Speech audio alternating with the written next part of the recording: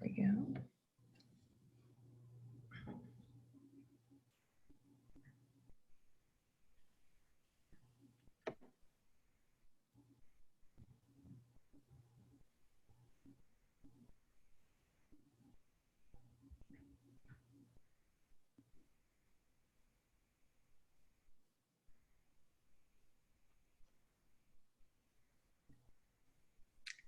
All right, so we are going to get started. Thank you all so much for joining us for another installment of our Accepted Student Virtual Q&A.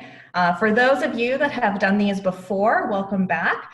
For those of you that this is your first, we are definitely very excited to have you. So my name is Rebecca Chernia. I am the Associate Director of Admissions for the Greater Capital Region. So while I am a full-time employee of the college, I actually live and work down in Washington, D.C. And I work with students in this area that are looking at the school. So I am joined today by 3 students, and I'm going to let them introduce themselves in a moment. But the first thing that I wanted to do is to introduce all of you the best way that I can, which is by your geographic location. So we have quite a few people in this session today. So these numbers are based on the attendees as of yesterday. So I know we've had quite a number of people join since then, but I really love this map and this representation because I think it just truly shows how global Dickinson is. It's a really exciting thing about offering these presentations in this format is we can have students from all over join with relative ease. So you can see we've got students all over the US and all around the world joining us, so we are very excited to have you guys. And I'm going to turn it over to our students, and we're going to have Taylor introduce himself first. Hello, I'm Taylor. I am from Lancaster, Pennsylvania. I'm a current junior. I'm a history major as well as a political science minor. Some things I'm involved in: I'm on the varsity men's soccer team. I'm in the Liberty Cap Society, also known as tour guiding. And I'm also in the Student Athlete Advising Committee, as well as in the work study program as an athletic department student worker. My favorite place on campus is the CAF, and my favorite CAF meal is the Baja fish tacos. Awesome. All right, Zoe. Hi guys, my name is Zoe Miller. I'm originally from Philadelphia, PA, and my major is biochemistry and molecular biology, and my minor is in Italian. Some stuff that I do on campus: obviously I'm a tour guide. I'm here talking to you guys. I'm also an intern for admissions this year for the Liberty Cap Society, so I actually help to run the tour guide program as well. Along with that, I am a student researcher in the biology department. I'm part of the Feminist Collective, the Italian Club. I'm a senior mentor and a first-year mentor, and I also am a teaching assistant for the biology department. My favorite place on campus is actually the couches right in the front of the Rector Science Complex. There's huge windows and the sun just pours in every day. It's a great place to read. And my favorite CAF meal is the shaved steak sandwich. It's on ciabatta and has a basil aioli. It's so good, with waffle fries and a tall glass of tea cooler. Awesome. And then Tao. So, hello guys. So my name is Tao. So I'm originally from Yangzhou, China. So I am also an international student on campus. So my major is double major in biochemistry and neuroscience with a minor in chemistry. You know, it's like all science stuff packed together. So, and on campus, I'm a student senator. So that's our student student-run self-government. And I'm also a tour guide, obviously, and I'm also formerly the president of Chinese Student Scholar Association, and also member of WIND, which is We Introduce Nation at Dickinson, our international student club on campus, and Pre-Health Society, since I'm on the pre-health track for medical school. I also volunteer at our local hospital's emergency room, and I'm also a student researcher. I'm actually on the same team with Zoe this year. And so my favorite place is on campus is Rector Atrium, and the reason is the same. It's the sunshine, the lighting of that room is just so good, and you know, you just kind of enjoy the day and the morning there. And the best CAF meal is steak tofu rice bowl noodle bowl. They have the greatest sauce for steak and tofu like forever. So, yep. Awesome. Thank you guys. So just so everyone has a little bit of context about what we're going to be discussing today, this Q&A has literally been designed around your questions. So for those of you that submitted questions when you registered, thank you. You're going to see your questions listed in this PowerPoint presentation. But really the things that I was trying to focus on were the topics and themes that would be of the greatest relevance to the most number of people. So since we are a really, really big group, we're going to be kind of touching on a lot of different things. Some of you had some pretty specific questions, and I'm definitely excited that you are already looking into those types of things, and we absolutely want to get you your questions answered. So that's something we're going to be doing outside of this format. So don't worry if we're not answering those questions here. We do still want to get you that information. So we're going to be touching a little bit on Carlisle, on academic life, campus life, what it's like to live on campus, and then your study abroad opportunities, as well as internships and life after Dickinson. So we're going to start where Dickinson is located, which is in Carlisle. I think Carlisle is the absolute cutest town ever. I describe it as a real life Stars Hollow from Gilmore Girls. And you can imagine my delight when I realized how relevant that reference still is. I was very happy to hear that.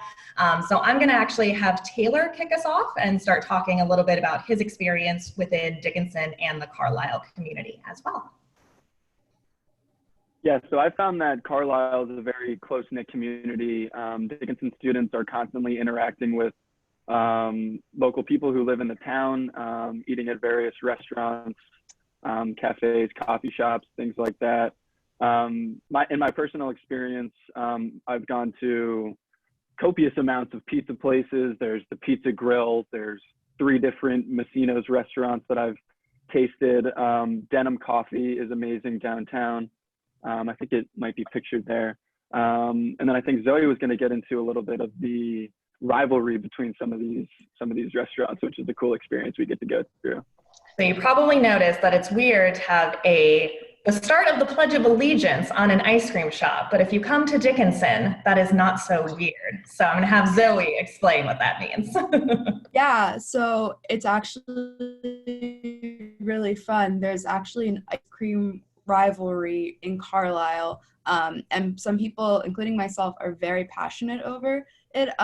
Essentially, there's 2 different places. There's Massey's and Leo's. They're basically within a block of each other, and they both kind of border campus.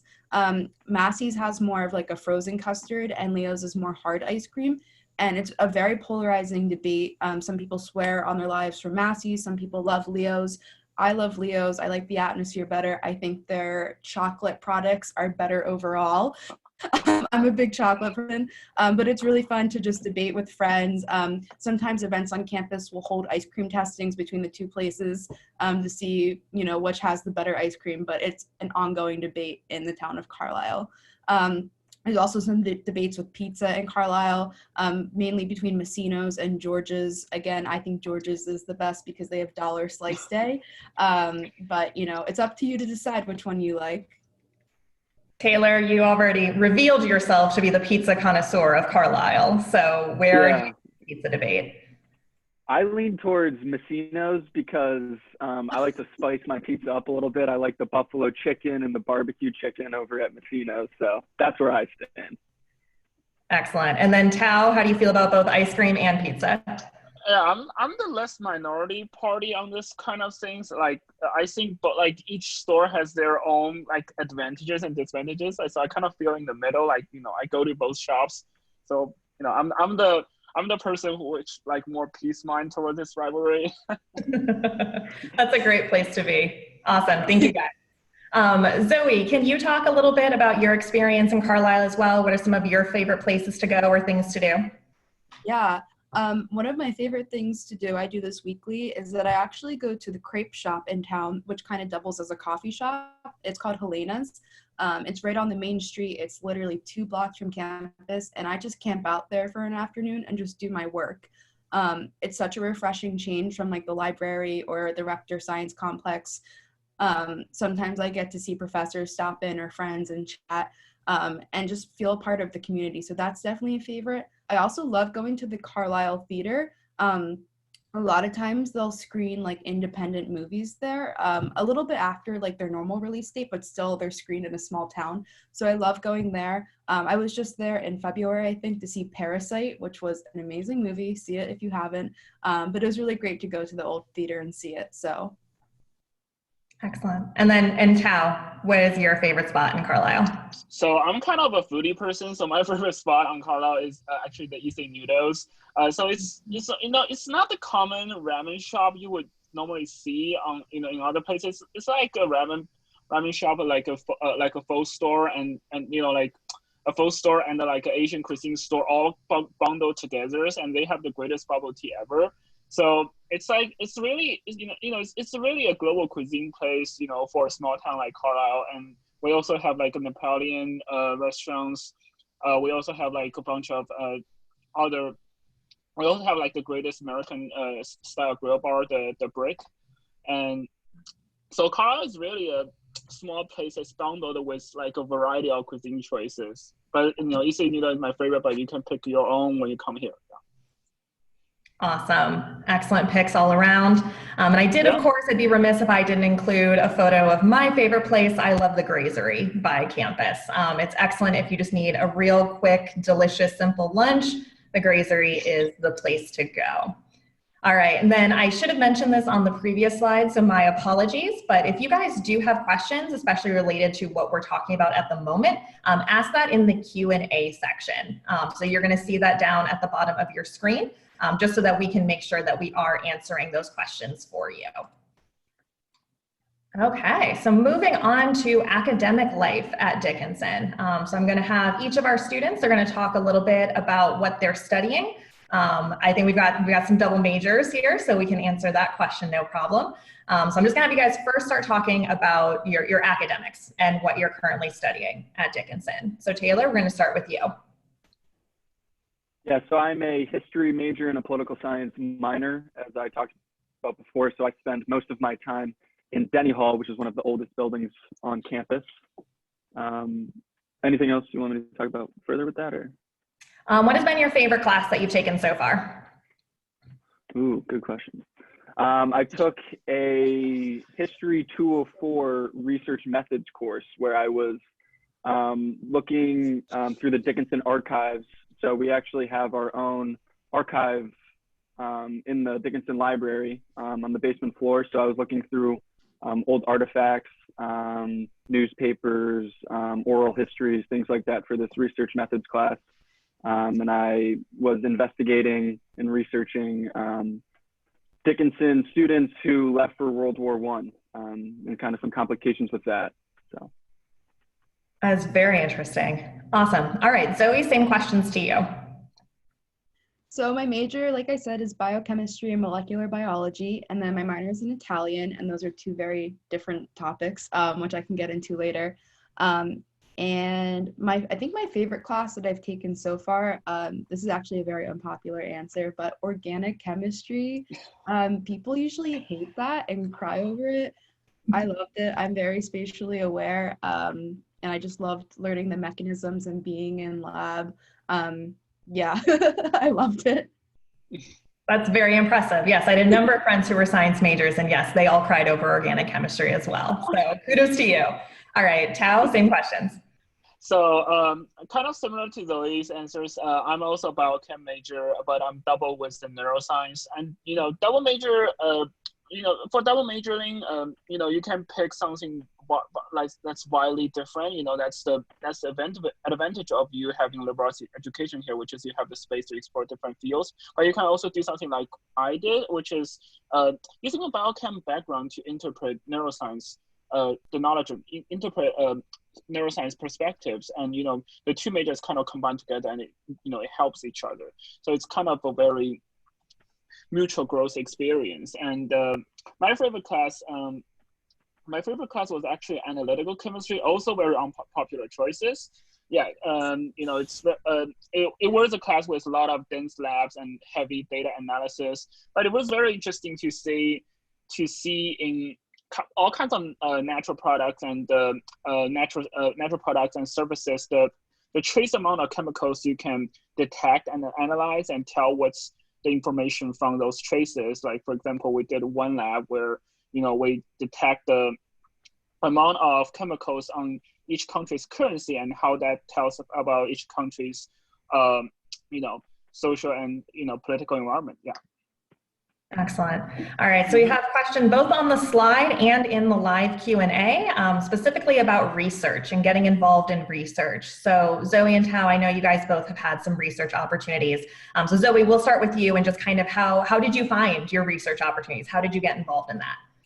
Yeah, so first off, there are so many opportunities for research at Dickinson across all majors, but especially in STEM. The way I got involved actually was that I was just that student in my intro bio class that would stay late after lab, ask a billion questions. I was just really curious but enthusiastic about science. And that professor for that class saw that in me. And she actually pulled me aside at the end of the semester and was like, you love science and I can see that, and I want you on my team. So let's work something out. And I was just a first year at that time, and that was amazing. And so during my first year, instead of doing research as a credit like most students do, I was actually hired as a Dana research assistant to basically be her lab technician for a semester, which was incredible. And along with just, doing some chores in the lab, she was able to train me in a lot of different techniques.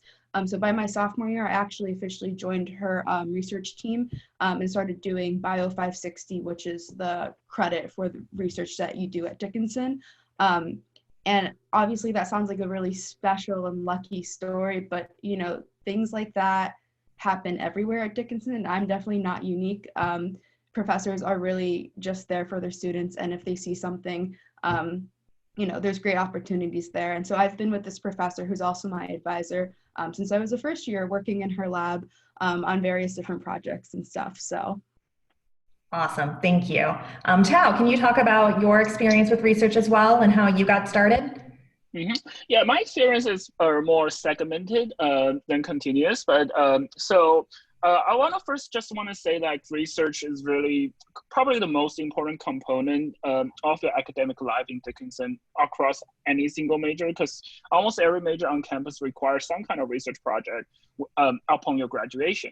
And especially for STEM major, the research starts as soon as your first class in your first semester of your first year. So when I took my Chem 141, which is my advanced intro into general chemistry, I wrote, on that class, my professor already instructed the whole class to complete like a 1 month small mini project, and we were even able to present the results to the entire campus on a small poster session. So, and even that poster right now is even hanging on the rector wall right now. So it's just amount of the work that the school expects you to achieve, when you're starting is actually very quite demanding, and that's very and that's actually it's very important for your growth in science and other areas.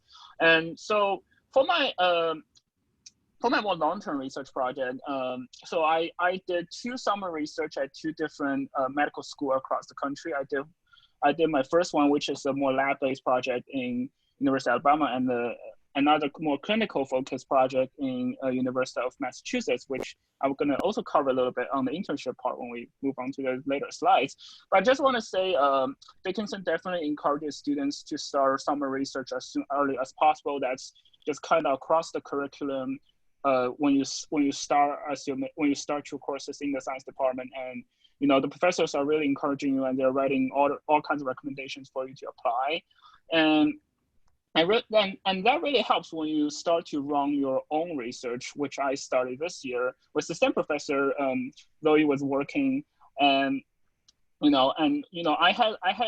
did a very similar project on my first year summer, and I talked to the professors, and we immediately kind of just hooked up. And sorry, that was the wrong word.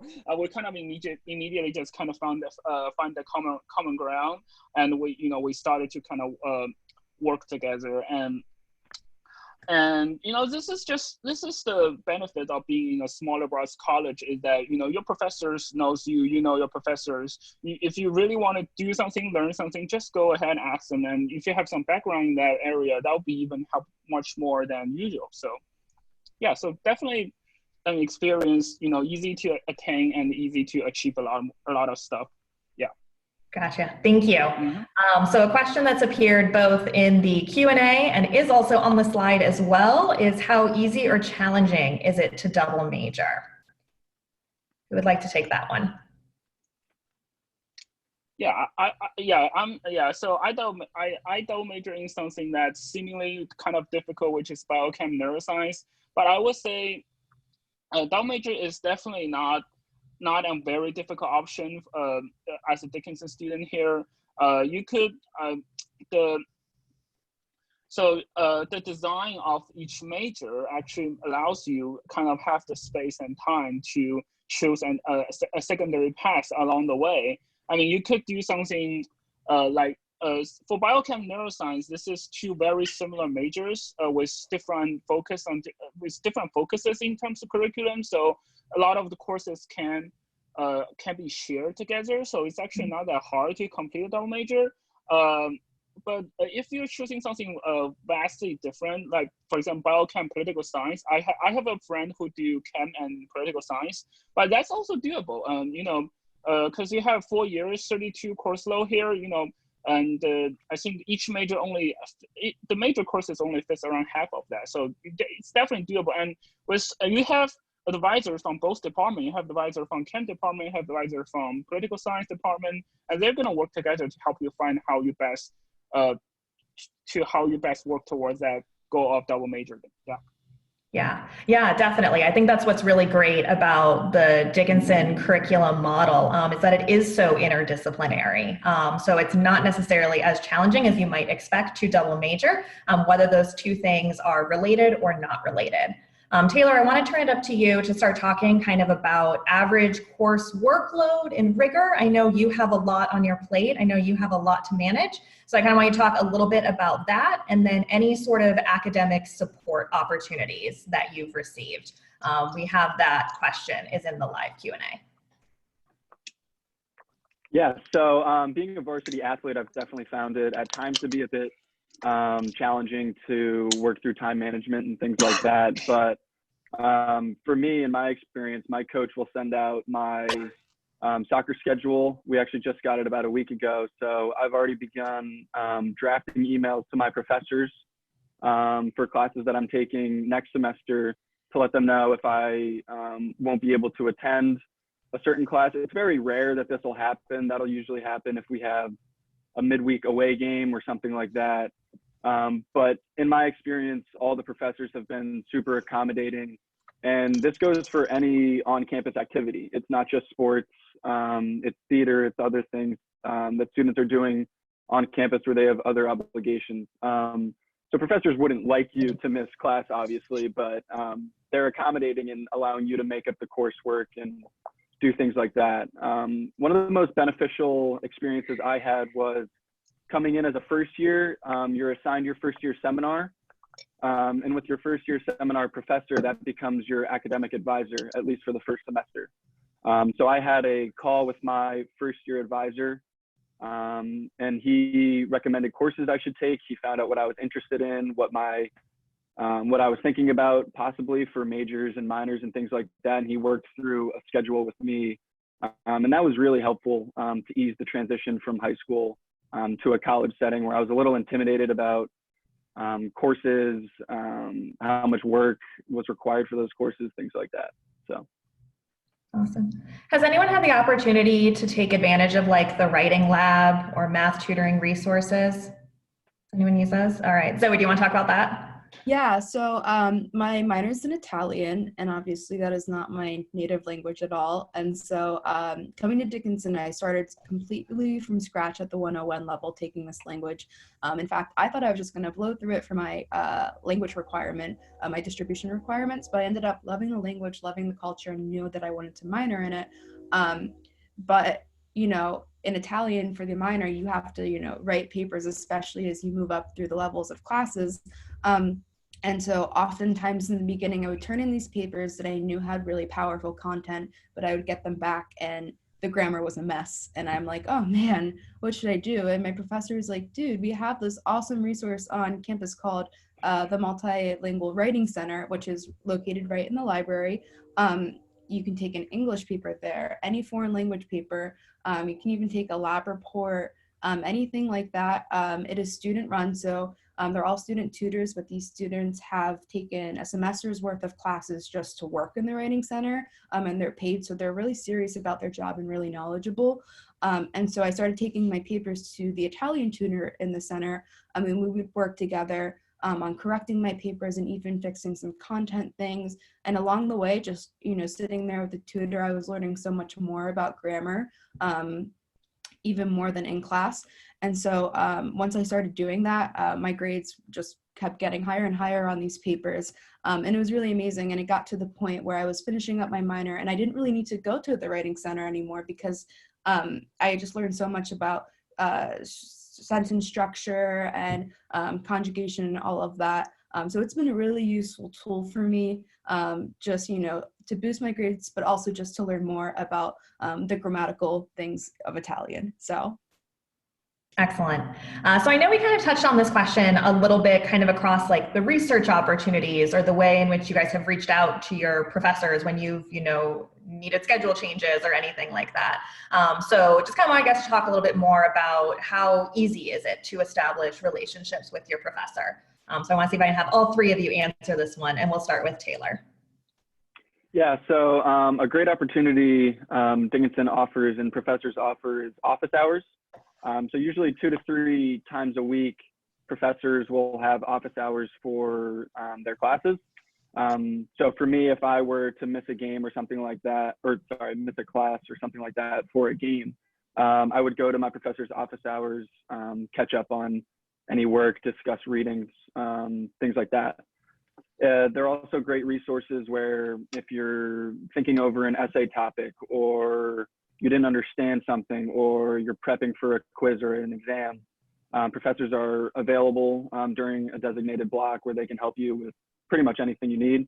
Or I've gotten close with some of my professors. I'll go to their office hours just to chat and see how they're doing and things like that. So. Awesome. Zoe. So just kind of what Taylor said, establishing a good relationship with a professor is really, really easy at Dickinson. One thing that's really cool is that we're all undergraduates, so their attention is on us 24/7, which is great. From my personal experience, the professor I do research with, Professor Fry, she is so much more than my research mentor. I go to her with any problem that I have across the board, any like roommate troubles, which I really haven't had, but you know, just little things like that. Her door's always open for me. At the end of every semester, we celebrate our research for that semester and go out to a dinner. I went to Boston with her for a scientific conference to present our research to. She knows my parents. She knows the names of my dogs. And so she's just been such an impactful figure in my life. But, you know, besides her, just every professor that I've taken a class with really goes out of their way to obviously learn your name, learn your likes and dislikes, how you are academically, and what you're involved with outside of campus. So it's been a really great experience at Dickinson, and I think every single professor I've taken a class with, you know, I still say hi to them outside of class or stop to chat or something like that. So it's really, really easy to connect with professors here. Awesome. And Tao. Yeah, so kind of going off from what Tyler and Zoe said, so we have a very small class size at Dickinson. Our student to faculty ratio is 9:1, which means on average, you know, each faculty only leads around 9 students per class, and you know, and normally when I run into different classes, it's around like 10 to 20 people varying in different levels. So that kind of creates an environment where the professor really knows you, you know, by not just your name, but where your background, your stories, everything you do academically, they really knows you. And all the professors I think I have encountered are really approachable. You know, you can, just like Zoe said, you can really just go into their office. You can talk about, you know, you can just talk about life with them. You know, I a lot of times I went to professors' offices. I solve the on-hand issues, then we just start chatting, yeah, about, things that we like about and, happen on campus or happen in Carlisle. And it's, and like, and just the extent that the professor remembers and knows about you, it really goes a long way. Like I took the same class, so I took a class I think last semester with my first year seminar professor. He's also Professor Krishna. He's also my first year. So he's in the bio department and also my first year seminar professor. So, and he still remembers what I write in my paper for my first year seminar, which is 2 years ago. Right now I'm a junior, and so this is the level of memory and understanding they have to you, across your 4 years, and with that solid background, building a relation with your professor is really easy, and they really treat you as their friends and colleagues. Yeah. Fantastic. Okay, great. I think that is a great spot to wrap up the academics. So it leads really well into one of the questions I was asked in the live Q&A about balancing academics and kind of your social life and engagement and things that you do outside of the classroom. That's absolutely incredibly important to the Dickinson experience. We do want you to be involved outside of the classroom. And there's absolutely no shortage of things for you to get involved in. So I know our students kind of talked a little bit about this at the beginning when they introduced themselves, talking about the things that they're involved in, but I would kind of want to hear in their own words how they would describe the social scene at Dickinson, and then also what their favorite tradition or experience is that happens. And Taylor, we'll start with you. Yeah, so one of my favorite organizations that I'm a part of is the Student Athlete Advising Committee. So this is a committee that has formed across the Centennial Conference in general, and Dickinson has their own organization. So as student athletes, we come together about once a week, and we'll discuss events we can do on campus, how to get involved with the community, how to support each other at sporting events, things like that, raffles, t-shirt giveaways, more things like that. My favorite event that we do at Dickinson, not associated with athletics, would definitely have to be the CAPS Giving. I think it's pictured there in the bottom right. So Dickinson hires a catering company to come in, and they do this wonderful Thanksgiving feast with turkeys and mashed potatoes, corn, and then there's a whole nother dessert section, which is amazing. So those are my pretty big events that I like on campus. Awesome. All right, Zoe? Yeah, so I think the main thing that I want to point out here is that the social scene at Dickinson is amazing. By the middle of my first year, I was actually becoming too busy on the weekends and after classes because there's so much to do on campus. It's incredible. Besides my extracurriculars, especially Italian Club and Feminist Collective, I really love, I'm loosely involved with the Mermaid Players, which is the theater group. So I love seeing any plays that they put on. I love going to the improv shows that are hosted on campus. We have an improv group, run with it. They're pretty funny. Just stuff like that. Any event that happens in the Trout Gallery, which we have our own art gallery on campus, which is pretty cool. And they do little shows here and there or events. I'm always there. So, I almost got to this point where I was like, oh my gosh, what do we actually go to? Because there's so much going on. And I guess, my favorite tradition within the social scene is once every year we have Charter Day, which is the day that Dickinson was chartered, or around the time that Dickinson was chartered. I don't know if it's the actual day, but the college puts on a huge picnic for all of the students and the faculty and the staff, and it's awesome. There's all sorts of food. You bring a huge blanket. It's on the academic quad, so it's outside, and you just hang out there the whole day. The whole afternoon/night, and it's a really great tradition. Awesome. And Zoe, I'm glad that you talked a little bit about theater and kind of your loose affiliation with that. Yes. That was a question that came up both in the live Q&A, and then I think we've got it on the next slide. It's just about students getting involved in sort of artistic endeavors. So whether that be music, whether that be studio art, and kind of do you have the opportunity to engage in those types of things, even if you're not studying that as a major? Yeah, so the great thing about Dickinson is that you do not have to be a major to get involved in any of these things. I've never done theater in my life except like one time in fifth grade. But my best friend and roommate is a big member of the Mermaid Players, really active member. And so through watching her, I really wanted to try it out, even though I've never done anything in my life. So actually last year, I did one of the 10-minute plays, and I was acting in it, and it was literally so much fun. They're a great group of people. Even though I had literally no experience, they were so welcoming. I had like a main role in the play too. I was like, what the heck? I have zero talent. And besides that, I've got to do some house managing for some productions, some ushering, stuff like that. And it is just so great. I know within music, you definitely don't have to be a major. You can join the all college choir, the orchestra, the jazz ensemble, stuff like that. I have a bunch of friends who are science majors that love to just take art classes for fun, ceramics.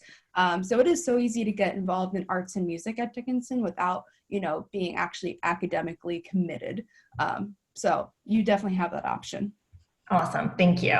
And then Tao, I absolutely want to hear about your favorite tradition slash experience, but also would you just mind talking about the international student experience? Yeah, sure. What that's been So like for you? yeah.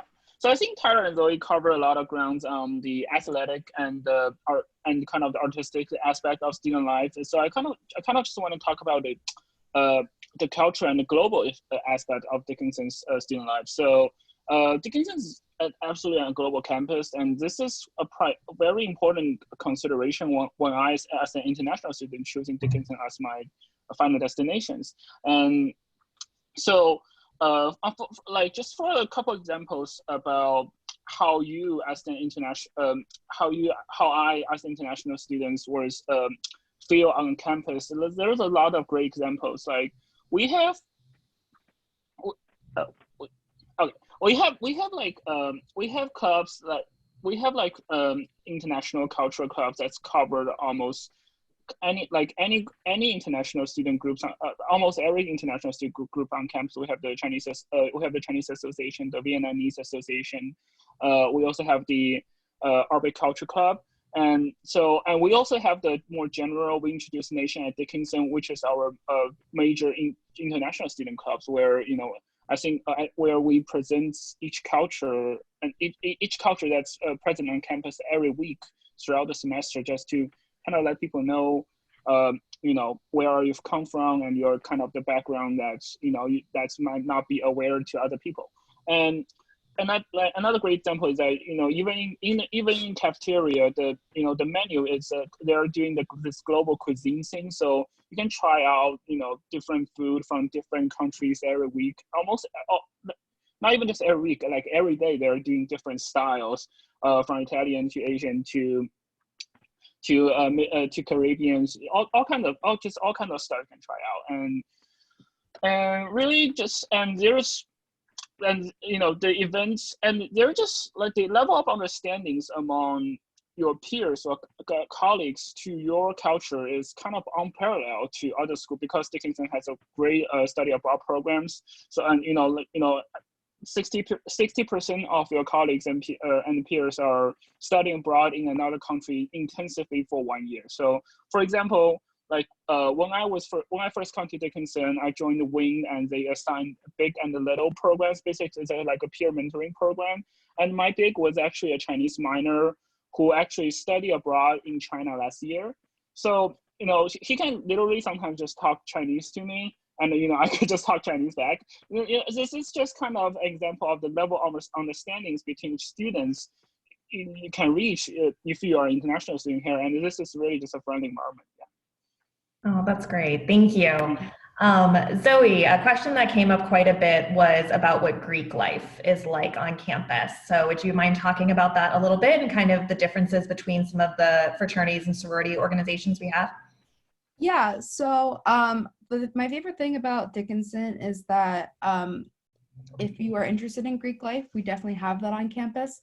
But if you're not interested in Greek life and you don't want to get involved, that is not going to make or break your social experience at Dickinson whatsoever. We are not that type of school where you have to join an organization in order to have fun or make friends at Dickinson. That is not the case whatsoever. Speaking from personal experience, I am not fully affiliated in Greek life. I'm a social sister of Delta Nu, but that just means I attend their events. I never rushed or anything like that. But I have a bunch of friends who did do the formal rushing process and are in their sorority and are presidents of their sorority and CFOs and stuff like that. We have great relationships. I get lunch with them all the time. I sometimes attend their events for their organizations. They're really great. I think Dickinson's really good at having their organizations do a lot of philanthropy events on campus. So I feel like every week something's happening, whether that's like they do like talent shows to raise money for literacy in Carlisle or raise money for different organizations throughout Carlisle, which is really great. And then at Dickinson, we do have traditional fraternities and sororities, non-traditional multicultural fraternities and sororities, sorry. And then as you can see in the picture, we do have a national service fraternity, Alpha Phi Omega. So you do have options in what you might want to join at Dickinson. But just to emphasize that, it's not a make or break. I don't know if I said this, but between 20 and 25% of students are involved in Greek life on campus. So definitely up to you if you want to get involved. Awesome. And then Taylor, kind of related to athletics. So as you can see, it was a question that came up beforehand about getting involved with club and intramural sports and kind of what that process looks like. So I know that's not necessarily the level that you're at, but if you've got friends or if you're involved in that process at all, getting involved with athletics at Dickinson, what does that look like? Yeah, so I see the question about joining a sports team at Dickinson. So usually for varsity sports, that means being seen by the Dickinson coach, whatever sport that may be, being recruited. And then there's a whole verbal commitment process and getting into the school and things like that. If you're not interested in varsity sports, we do offer club sports, which are different from varsity sports, much less intense, but they're really fun. I actually participated in club basketball because I played basketball as well as soccer in high school. So I wanted to continue playing basketball for fun and not so much at a competitive level. So there's anything from club hockey to basketball, ultimate frisbee, just to name a few. So yeah, some are bigger than others. I know basketball has a lot of participants that meet on a weekly or bi-weekly basis. And they reserve the basketball court for a certain amount of time. So there's no conflict over space or anything like that. So it's a really good opportunity for if you're interested in sports and looking for something competitive but not super, super intense, club sports are a great opportunity. Awesome. And that's something that you sign up for once you're on campus. So students will be notified when that's in progress, so you know when to start, right? Correct. Yes. Yes. Yeah. Okay. Awesome. Okay. And so we are coming up right on about the 45-ish minute mark. We are very ambitious and we think that we can do this in 45 minutes. We've never been able to do it in 45 minutes because there's just so many good things to talk about. So we are going to keep going. We understand, absolutely respect your time as well. So if you do need to leave, don't worry about it. This session actually is being recorded. So if you do need to leave for whatever reason, totally fine. You can just come back to the recording at a later date. And we're happy to share that information with you. And then you can pick up where you left off. So we're just gonna keep going though, all the way to the end. So moving on to residential life. This was also a really big thing that came up. So I kind of want each of you to talk about your housing experience and kind of where you've lived on campus and what that process looks like. So Taylor, we'll start with you. Yeah, so coming in your first year, you're somewhat randomly assigned to a first year residence hall. So that's typically doubles, maybe triples. But most of my friends were in doubles. I didn't really hear of any triples or anything like that. And then after your freshman year, you are given a lottery time. So it's a lottery process. And you pretty much just choose from what's available. Seniors obviously pick first. Housing is on campus all 4 years. There are also roommate questionnaires you can fill out, whether you're messy, clean, go to bed early, wake up early, things like that. And the college does a really good job of pairing people with pretty similar characteristics. My freshman year, I wanted to live with a fellow soccer player, so I requested to live with a specific person, which you can also do if you come in your first year with someone in mind and they also have you in mind and you both put each other down on the housing form. Excellent. All right, Zoe, talk about your experience. Yeah, so as a first year, something kind of interesting to Dickinson, you have the option to either kind of pick your own roommate through meeting someone through the Facebook page or knowing someone who's coming to Dickinson, or you can fill out a survey about how you like your room, and they'll pair you with someone based on your answers. I did that, we call it the random way, and I was super nervous. I was like, oh my gosh, what if I don't like the person I'm paired with? It turned out that I was placed in a double with an amazing person. I loved living with her. We didn't really have the same group of friends, but at the end of the day, we would always come home and just, talk about our days, our struggles, our successes. And we're still really, really close to this day. I text her basically weekly. She was awesome. After that, I moved into a quad, or a quad with like a suite quad, if that makes sense. So it's 2 double bedrooms connected by a common room with my 3 best friends, and that was really fun. That was in Whitwer. And then junior year, I did go abroad in the fall, and when I came back, housing's a little funky for people who come back from abroad junior year for spring semester. So I was actually placed in a double in our new dorm, which is really nice, but with a random roommate. And again, I had that anxiety. I was like, oh no, what's going to happen? That girl was so sweet as well. We text all the time too. It was a really great experience. And the new dorm, the High Street Residence, is such a nice place to live. I actually call it a Hotel High Street. And then finally my senior year, I'm back with my best friends. We're back from abroad. We got an apartment in the Goodyear factory apartment complex, which is really cool. It has like this industrial rustic feel. It was an old factory. And so we lived there, and we have a full kitchen, a full bathroom, a living room, a little dining room. So it's a really great experience. I love that Dickinson is a 4-year residential college. I think that scares some people, but I think there's so many different housing options on campus, and I think it just brings us together as a community. I feel like I'm able to have friends across all class years because we're all together. So. Awesome. All right, and Tao, what has your housing experience been like? So my experience was a little bit simpler than Tyler and Zoe. So on first year, I picked my roommate who was also my high school classmate. So that didn't happen every day. So that's kind of applied to everyone. So we kind of picked each other. Then we've been living together kind of pretty well. So I've been living in a double room with him for 3 years until he actually he left the semester for the 3+, for another 3+2 program, another school. So and that so I just for the 2 residential places I lived in, first year I lived in Adams, and for my sophomore and junior year I lived in KW. So these are traditional residential halls, and I can kind of elaborate on how that feels. So I think the room are pretty spacious, and you have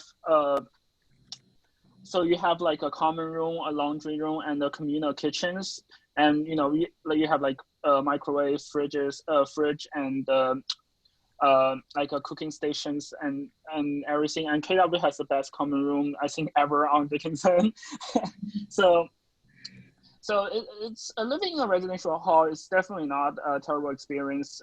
You met a lot of friends on your floors and in your and in your dorm, and you met a lot of friends in common rooms and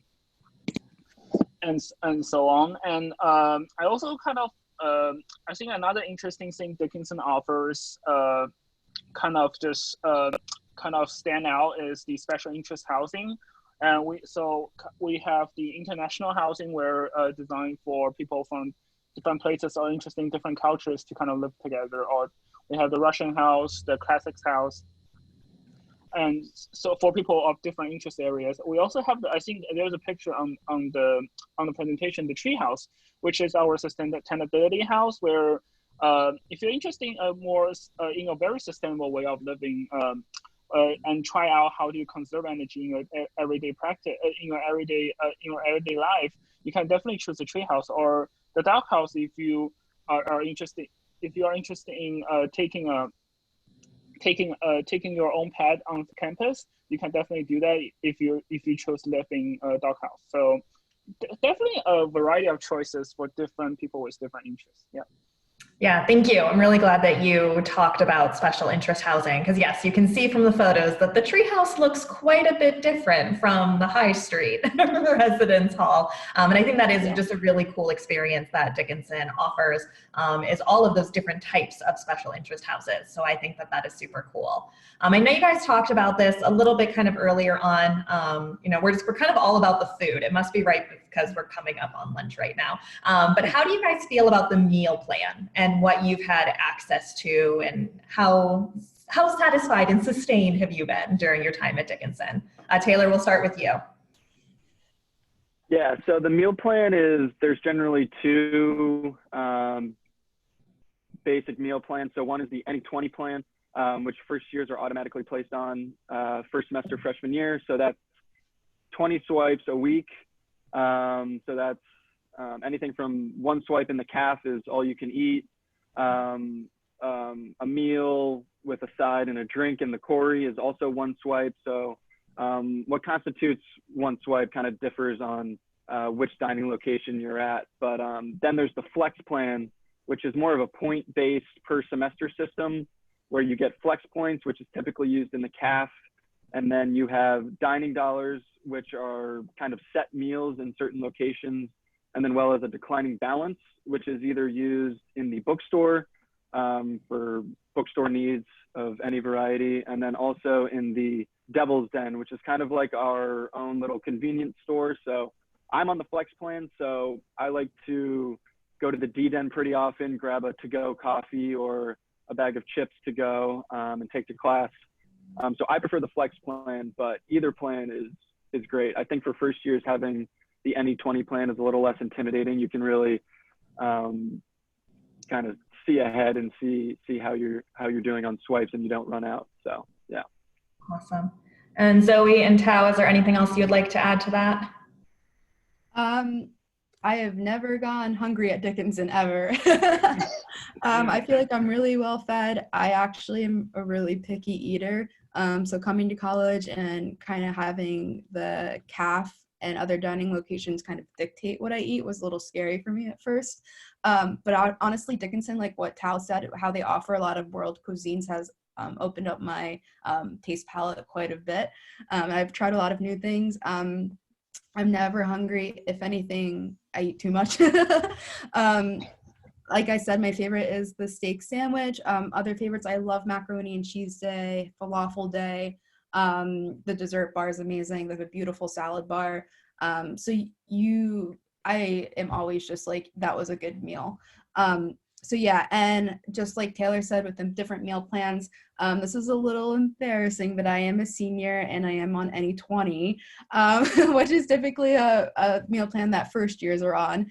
But the big thing is that I actually don't eat sushi, which is a main reason why students go to Flex, because you're able to purchase sushi with your Flex points versus the Any 20 you can't. So I don't eat sushi, so why would I be on the Flex? And Any 20 is consistent and I never have to worry. So I'm on Any 20, I love it. I have been on Flex, I've really not have any problems either. But yeah, food at Dickinson, really great. Definitely have some favorites for sure. Tao, anything you'd like to add? Yeah, so I'm on Flex One, and so that's kind of I'm not saying Any 20 cannot, but Flex One kind of applies to almost every dining options on campus. You know, I could do a muffin and the coffee in the morning at Corey, then a burger and a sushi at Union Stations, and the Union Station, which is our American-style grill bar in the lounge, and a former dinner at a cafe. So it's really a variety of choices, and you can even kind of design your own burger you want at the Union stations. That's kind of the fun thing to do, to try out what's the best combination of stuff you want to put in your burger. And in terms of usage and sustainability, I never run out of points. I always have like 50 to 100 points left at the end of semester. That might not apply to everyone, but you definitely have more than enough points to supply you to the end of semester. Yeah. Awesome. Thank you guys. Okay, so we're going to move on talking about kind of I guess I must say it's not a signature experience, but it's a big part of the Dickinson experience, and that is our study abroad programs. This is totally in keeping with our experience as a global college. So I know one of these questions is, how hard is it to study abroad? Considering that 65% of our students will study abroad, I think that's safe to say that we make it pretty accessible to our students. So Zoe, I kind of want you to kick us off and talking about like your study abroad experience. Yeah, if there's two big things I want to say about study abroad, first off, personally for me, it was the most single transformative experience that I could have had at Dickinson, both academically because I stepped out of my comfort zone, and I'll talk about that a little bit later, but also I grew up, which was a really big thing for me, a lot of personal growth. And the second is that if you guys end up coming to Dickinson, study, just do it. If you're nervous or unsure, we have people you can talk to, but I would say push yourself and get abroad. Do it. It is worthwhile. And so I spent the fall of my junior year in Bologna, Italy, working on my Italian minor. And so you may have heard that a lot of STEM majors, it's hard for them to go abroad because their coursework is really rigid. On top of that, I'm a STEM major, and I went to a program that is not STEM at all. I actually completely did not do science at all for a semester, which is really unheard of, really rare. And the way that was possible was because from day one that I realized I wanted to go abroad to Italy, which was sometime in my first year, I had my advisor from my Italian minor and my advisor from my biochem major start talking back and forth. And we would have meetings all together at the end of each semester, figuring out what courses I had completed and what courses I needed. How can we move this around so that you don't have to do science for a semester, so you can go to Italy, fully immerse yourself, and focus on your minor. And that was possible, and I did it. I think Dickinson, it's extremely easy to go abroad, and that's because Dickinson has 13 of its own study abroad programs. So for example, Bologna, Italy, as you can see in the picture here, those are actually 4 of my friends that were on my program with me. So I don't know how I didn't make that picture, but whatever. So for Bologna is actually Dickinson's oldest study abroad program. When you go to a Dickinson program, in my experience, I lived in an apartment with 5 other Dickinson students in the city center, which was fabulous. There was also a small Dickinson center where I took the majority of my classes there. And even though this sounds like, oh, it sounds like you can't really break free of Dickinson on these programs, that is not the case at all. In our apartment, in addition to those 5 girls, we had an Italian student from the University of Bologna live with us. She would not let one lick of English in that apartment. So we were speaking Italian constantly. She would teach us how to cook Italian recipes, bring us out to the events that were hosted by the local university, stuff like that. On top of that, I had a language partner that I would meet with weekly. I would speak to Italian to them, and then we would transfer to English, so we both got practice. I had a host family that I would go and eat dinner with weekly, and then I would also babysit for them. I also did volunteer work at a local library just as a library aide. So I got all of these experiences, and it was just really special because I was so immersed in the culture, but I also had this Dickinson safety net if I ever needed it. I think it was the perfect balance to have the perfect experience, truly. I became so much more confident in my Italian skills, but also just my writing and reading skills in English too, because I did take some classes in English. And I just knew that, I was so much more than science. I could also do this. And coming back from that, I just felt so confident as a student. And I think the spring of my junior year, I really started to excel in the classroom. because of that experience. So do it, go abroad. It was the best. That's awesome. Thank you. So a question that had popped up in the live Q&A is that can students study abroad whatever year they choose? So are you able to answer that? Yeah. So at Dickinson, we do offer flexibility. You can go abroad as early as the second semester of your sophomore year. You can go all throughout your junior year, and then the last semester you can go is the first semester of your senior year. So you have those 4 semesters to go abroad. And that's because, Dickinson wants you to find your roots and get grounded before you leave, but also be there for your last semester senior year so you can graduate with your class physically. So yeah, you have those four semesters. Most people, though, will go abroad either fall or spring of their junior year. That's pretty typical. It's also typical to probably go abroad only 1 semester, although I feel like I've seen going abroad for the entire year more and more popular throughout my time at Dickinson. So that's also an option too. Gotcha. All right, Taylor, do you want to talk a little bit about your unorthodox abroad experience? Yes, I had a very, very unique abroad experience. I'm actually supposed to be in Bologna right now. But the coronavirus pandemic has caused me to be doing classes on Zoom here in Lancaster, PA. So with that said, though, I was there for about 5 or 6 weeks, and I loved it. It was truly a super immersive program. I learned the culture, the Italian culture, in a matter of days and weeks. And being an athlete, having the opportunity to study abroad was something I was looking for in a school. And I have friends who play sports at other Division III programs, and the opportunity for them to study abroad is not there. And so I thought this was pretty unique to Dickinson, and I really appreciated it. My coach even encourages us to study abroad. He expects that most juniors will study abroad in the spring of their junior year, considering we have our season in the fall. And he's super, super encouraging for us to do that. He knows it's a great experience. And even while I was there, I was able to play on a local Italian soccer team. I took French all through high school and all through college, so I had no Italian background, but Bologna offers a European studies program kind of focused in political science and history, what I'm studying. So I kind of had to learn some conversational Italian while I was there. So at soccer practices, I learned how to say pass and I'm open and things like that. So it was really cool. And I, like Zoe, I was able to do the host family dinners for a few weeks before the program, unfortunately, was shut down. So I was with a local Italian family and had dinners there once a week or every other week. So it was overall a really good experience. Yeah, so I think the way your program, concluded is definitely very unique.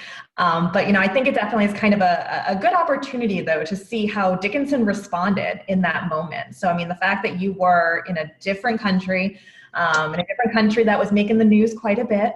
How were you feeling, in that moment? And how did you feel Dickinson supported you and keeping you in the loop, keeping you informed? How were you feeling about those things? I actually felt very safe.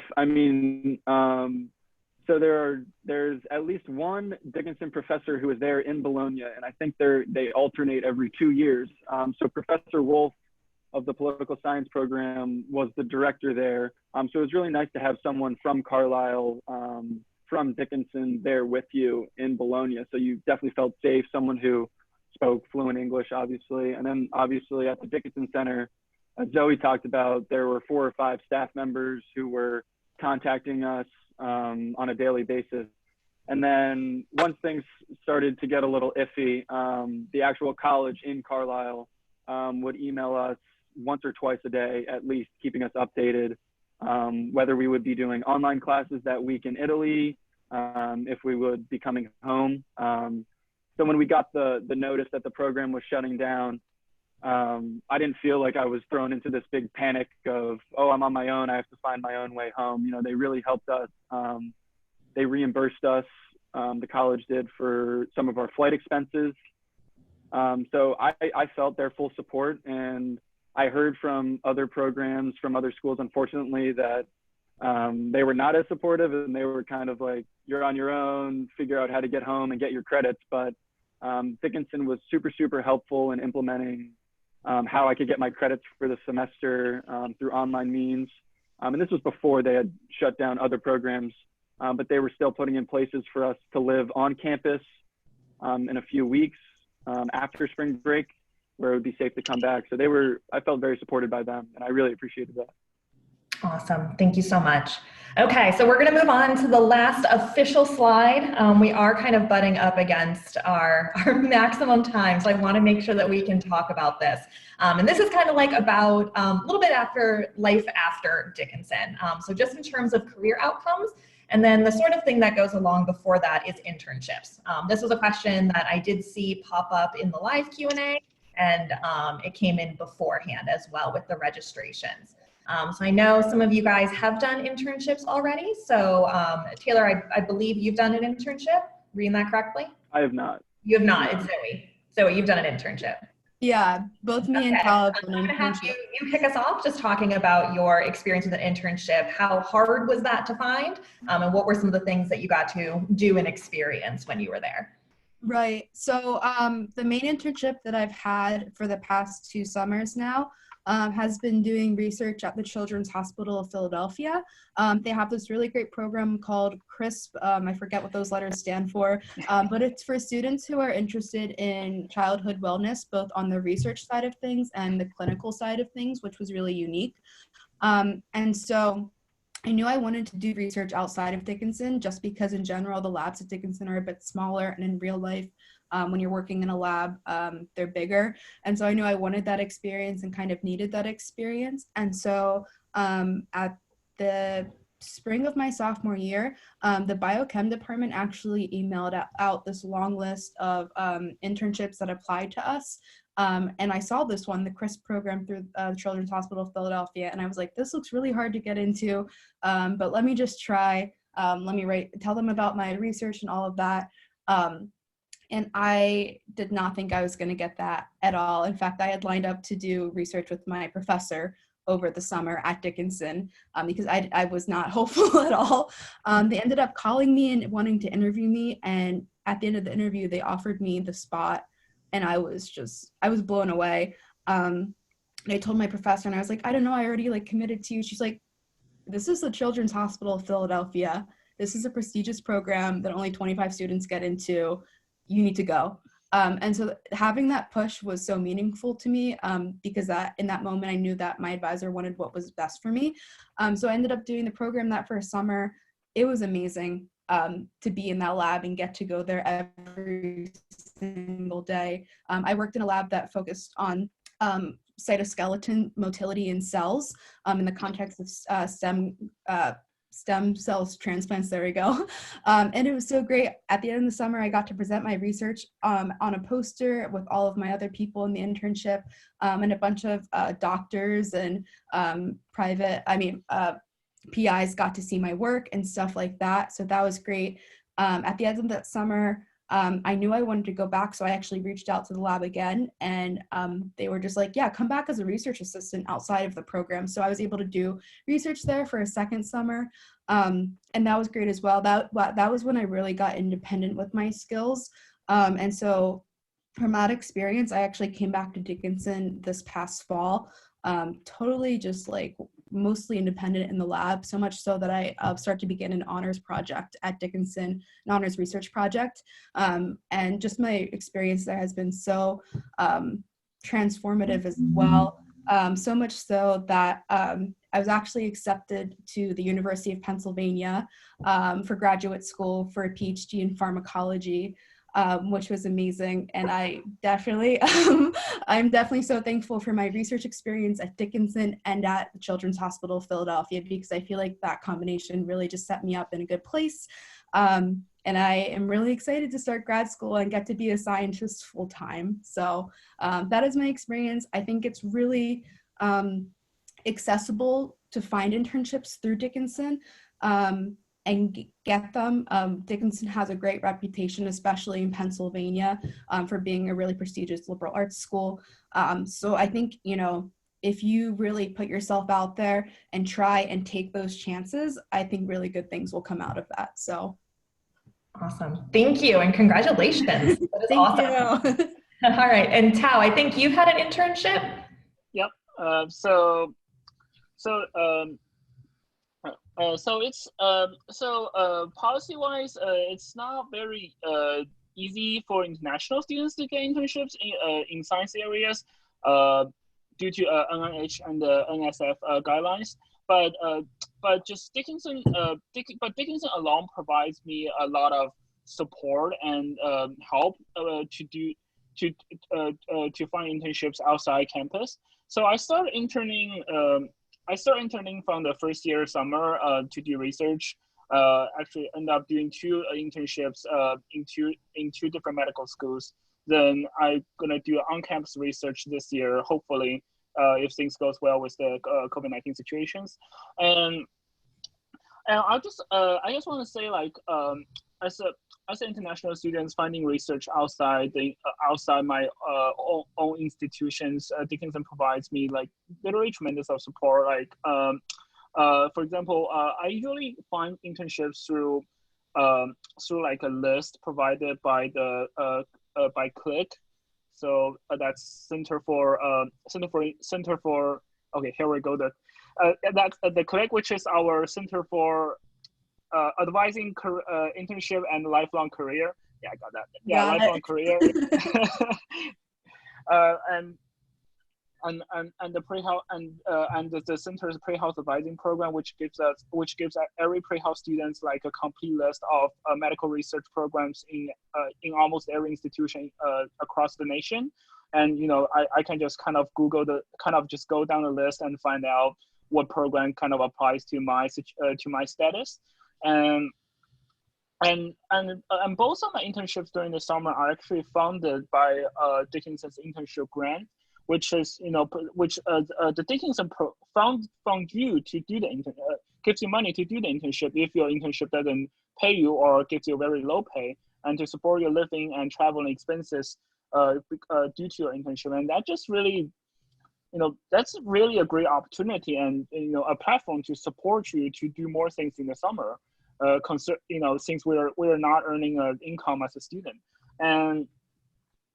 and also just professors, they really understand my situation as an international student. I have limitation bounded by national guidelines, and they really are helping me out to find out program that's suited for me or have independent funding that can allow international students to apply. And they are also spending a lot of effort to writing a recommendation, especially with the close relationship that you can have in Dickinson. The recommendations are more than a formality. They actually helps you to get the positions. Yep. Awesome. Thank you, guys. All right. I'm going to wrap this up in the next 2 minutes. So I know that was a very long Q&A. So thank you guys for sticking with us. I hope you found it really helpful. I know we covered a lot of good things.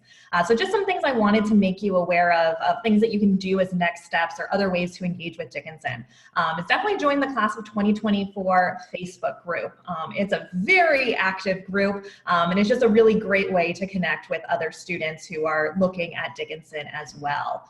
A lot of the questions that came through either before and I saw in the Q&A that unfortunately we weren't able to answer would be great questions to ask our professors. So things about core curriculum, things about anthropology courses. If you want to study marketing, what does that look like? The virtual office hours form is online where you registered for this. It's the one right below that. So if you submit that, we can get you in touch with a professor, and they're definitely going to be the ones to talk to you more about classes or the Central Pennsylvania Youth Ballet. We can do a deeper dive there. And then also recommend attending other upcoming Q&A sessions. So we have quite a few of them going on. So one thing I really wanted to point out to you guys is if you go to the calendar where you registered for this, ignore the part where it says specialty virtual Q&A. We just have a few things listed. There's way more. So here on the right-hand side, you can see these are all of the Q&A sessions that we have coming up over the next 3 weeks. So if you want to learn more about pre-health, if you want to learn more about res life, these are all great things for you to check out for us. And then this wraps it up. We made it in right under the wire. This is all of our email addresses. So if you do want to reach out to us, if there's other things you want to talk about or learn more about, definitely don't hesitate to reach out. But otherwise, thank you guys so much for attending. Greatly appreciate it. And I hope you enjoy the rest of your day. So thank you so much. Thank you. See ya.